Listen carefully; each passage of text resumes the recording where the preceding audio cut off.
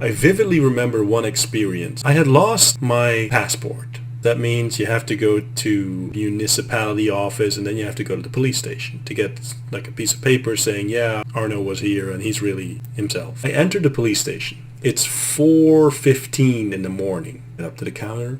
Sir, how can I help you? I said, yeah, I got this paperwork for the passport and I need you to sign off on this so I can get my new passport. The guy looks at me, searching my face like, this dude on drugs? Sir, people don't come in with their paperwork at 4 in the morning. I'm happy to sign off for you, but it's a little odd, so that's why I'm asking the questions. Is there a specific reason? Yeah, man, I'm on this polyphasic sleep schedule. It's really awesome, man. You just sleep. And I start to go over it, and he interrupts me. He says, sir, 1 second.